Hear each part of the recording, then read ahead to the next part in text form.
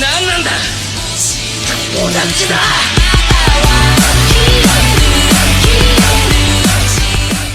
What's going on, YouTube? Welcome back to another War of the Visions video. I know, we're finally back with a War of the Visions video. We finally have something to talk about here on the channel for War of the Visions. It's been quite a bit since we've had anything to go over. So let's get into the news. And no, Warrior of Light is not here this week. It is Vienna. So anyone that was speculating Warrior of Light was coming immediately after the Final Fantasy Brave Exvius collab, which basically would make like a Final Fantasy Brave Exvius collab like last like for a month.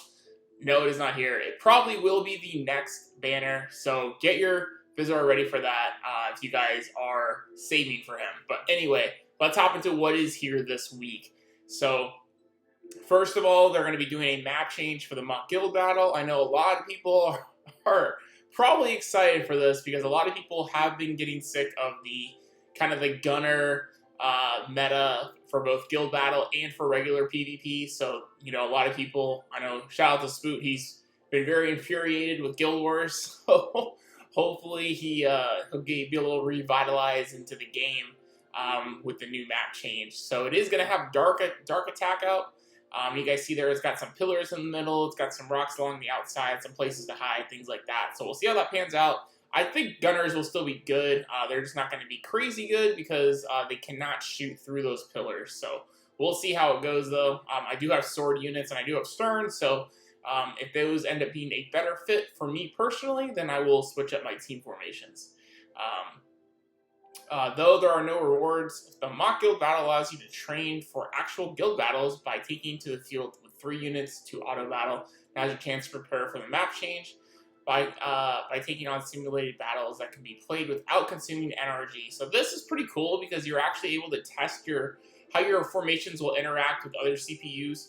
So this was actually a pretty cool thing that we can now do so that you don't just like go in there with your team and you're just like, oh my god, they just did stupid things and they die, and then you lose the guild fight because of it. So that's pretty cool. I do like that kind of change on there. You know, dark attack up, like we said. Okay, and also they're going to increase the guild statue level cap. We're not even at 5 with everything, so we're going to be super left behind. I can only imagine how long it's going to take to go to level 10. That's crazy. So all of the statue bonuses are going to increase, which means you're probably going to be able to hold more guild members. You're going to be able to get more JP for the barracks. You're probably going to get login rewards for your attendance. So make sure you guys use your attendance button, guys. So also, we are recruiting for our guild. So if you guys need a guild, if you guys are kind of like a mid-game to end-game player, definitely hit us up in the comments section or in our Discord. Which will be linked in the description if you guys are looking to join a guild. So there you go. But let's go into next, more of the event updates. So To Burn with Life is going to be the brand new event. There's also going to be a JP reward quest as well. So they're going to have a To Burn with Life event quest, and they're going to have a also high difficulty EX quest. So very similar what we've had in the past. Like we had the Frederica event. We had the Gafgarian event as well when we had Tactics banner. Basically, you're going to do through the normal stages first, and then after that, you'll have the EX stage, and the EX stage should still drop medals for the exchange shop. So once you kind of go through the regular stages, more than likely, you won't really have a reason to farm those stages over and over again. You're probably going to stick to the EX stages, just to give you guys a heads up on that. But here, you guys can see here, you guys are going to be able to get currency for the event exchange. You're also going to be able to get job materials for the certain jobs for the featured characters. So for Daria and Vienna's Desperate Battle. So I guess it's not going to have the other character in there, but it is going to have Dario and Vienna. And then the guy on the right is the free-to-play character. This guy here, the brown here. And you guys here, you're going to be able to get some Rainbow Fragment and the Mage Masher Dagger. Personally, I don't plan on really farming this event hard. I don't use any daggers. I'm not going to be pulling for Vienna. I'm going to be skipping her banner. So honestly, this event mostly will just be for me to get my exchange currency and to get whatever valuable items I feel are needed in the exchange shop, which we will go over what they had in the JP version, and it should be pretty accurate to global. And it's going to drop July 15th. Take a chance to get more valuable crafting materials and recipes. But if they do have the right recipe I want for for Stern or for Frederica, then I will be farming this event for the crafting materials, to note. Then, similar, we have this pretty often. JP reward quest once a day, get some mass amounts of JP. So definitely make sure you guys are bringing in units you need JP for, not just your regular farm team. So make sure you guys are aware of that. So that is the event. We are also going to have some pretty cool login bonuses, actually. So the first one we have is going to be the guild support login bonus, where that is going to be, you guys are going to get some of the gold materials for the guild for the first 4 days. That levels up those 4 individual statues, as well as the premium behemoth stake, which is going to be used for the barracks. And then as well, like normal, we're going to get 500 viz a day as well from Wednesday's login through Sunday's login. So that's pretty cool as well.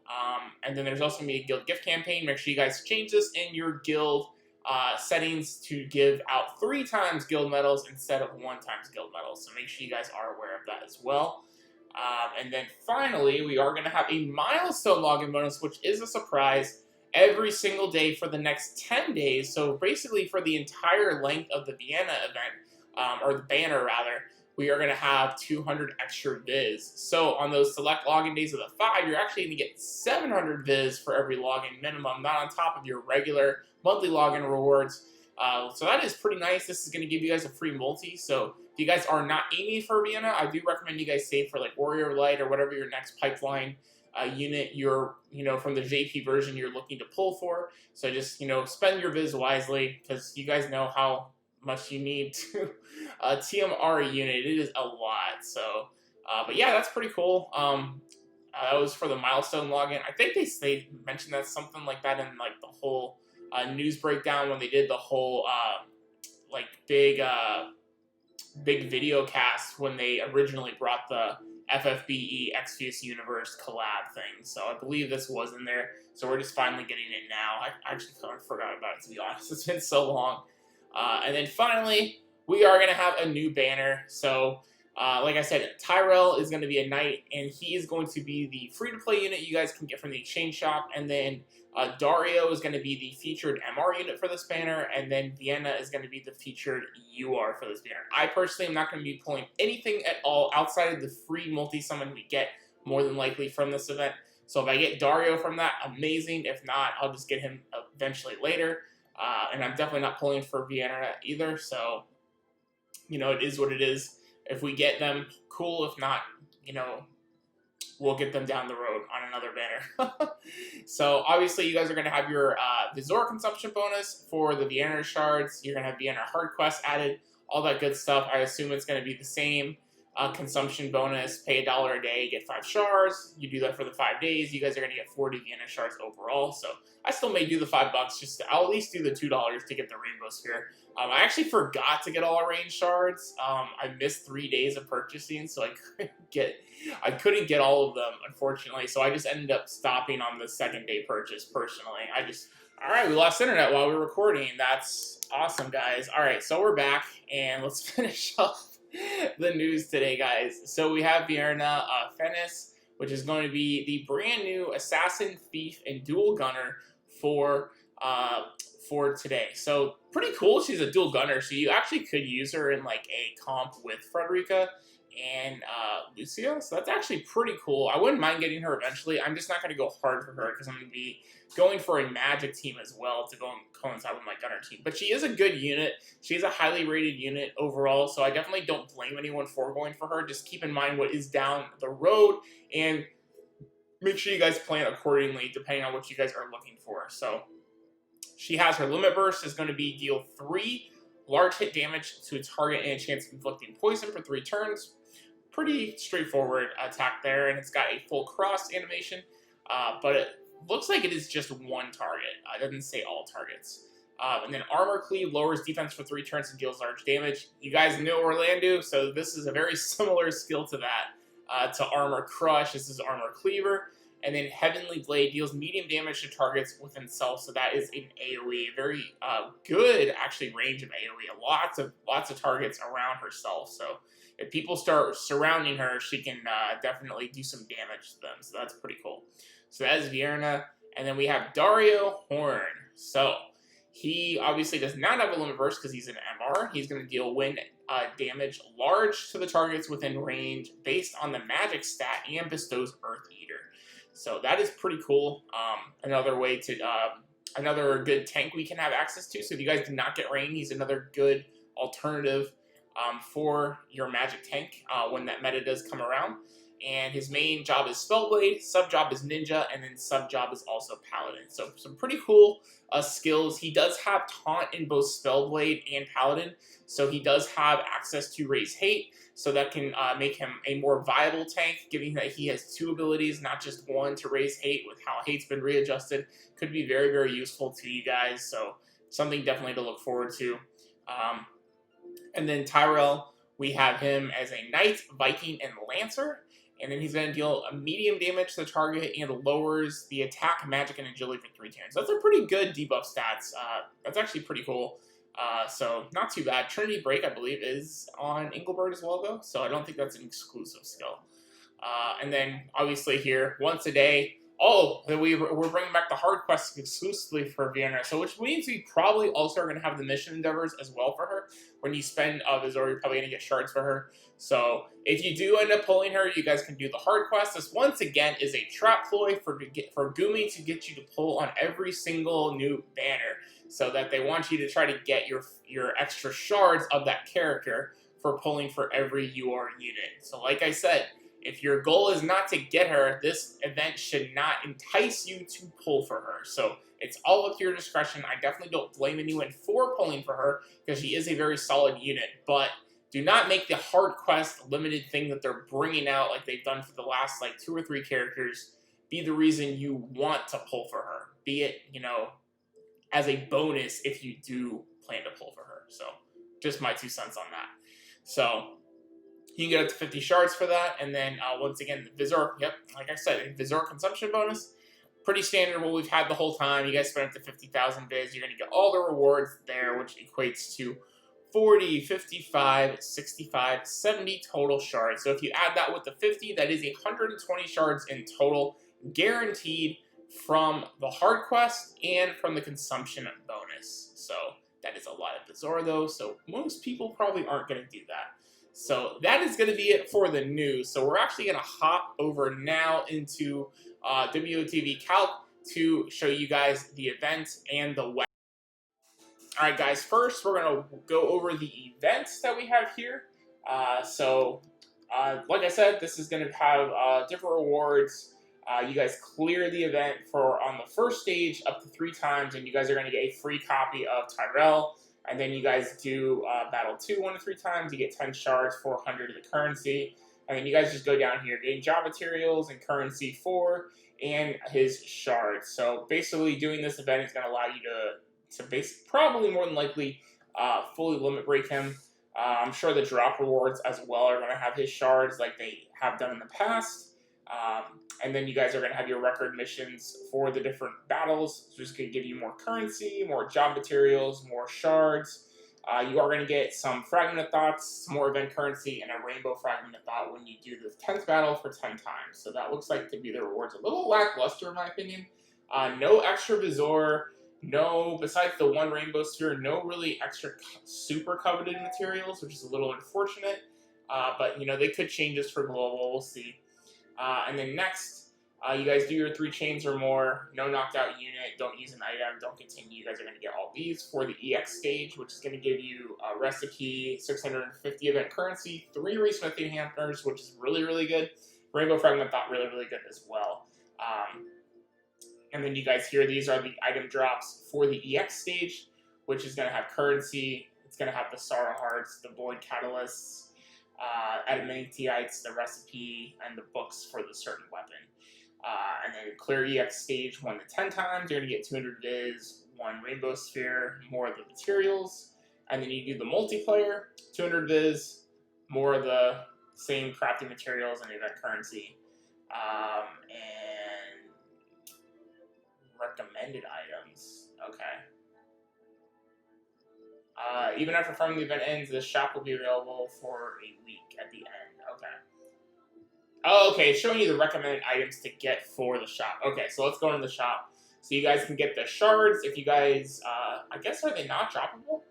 I guess they're not. Well, they actually don't show on the site here what the actual drops are. So we'll see when it comes out if his shards don't drop, which would be weird because the last 2 events have had the featured free unit have the shards just naturally be dropped from the stages. But if not, then you will have to exchange them. We'll have to see how that goes. But anyway, you guys can get that. You guys can get Rainbow Sphere once, a Rainbow Fragmented Thought once. You guys can get all the Fragmented Thoughts. It looks like these are limited. These are not daily. So maybe they did change that to just you can only get 20 of each. Actually, I think Lucia's event had that as well, where they removed the daily thing like they had in the Final Fantasy Tactics, a Final Fantasy 14 collab, and now it's just 20 Fragmented Thoughts of each element and then 20 Prisms of each element. You also can get 3 more of the Resmithing Hammer, so you can get a total of 6 from this event. The crafting materials as well, if you guys need to get more of those. You guys can also get the Limit Burst Pots 10 times a day, so these are daily. So I definitely recommend doing that, at least dumping, you know, your, this is going to be for your Limit Break and for your TMR EXPs. So I definitely recommend getting at least 2,000 currency a day to dump into here daily. And then you have your cubes, your adamantites, your snappers. I don't recommend really trading in for those. And then you have your materials for the sphere job materials, which you don't really need to do either. So what I think you guys should get probably is definitely do your daily of your pots, get your resmithing hammers, get your rainbow materials. If you have to get the fragments because they're not droppable, get those, and then work on the prisms and fragment thoughts after. So you probably will get a surplus of these materials if you don't have them for the books and the crafting mats. So I don't really, unless you're like at the end of the event and you don't have enough, then you can make that decision to go after the crafting mats. So let's quickly go over the weapon for the event, and then we're going to finish the video finally. So, actually I gotta go to calc here. There we go. Alright, so Mage Masher is going to be a dagger. It's going to be equipable for your assassin and for your thief. So those are the 2 jobs that it's equipable from. So pretty narrow on what units can use this. This can be used for Vinera though, so this is basically her weapon. I think Tyrell as well. Let me reference the game real fast. Let me go to Tyrell real fast. No, Tyrell cannot equip it. Tyrell is a knight. Okay, so never mind. So knight, Viking, and Lancer. So this is only for Vinera. So gotcha.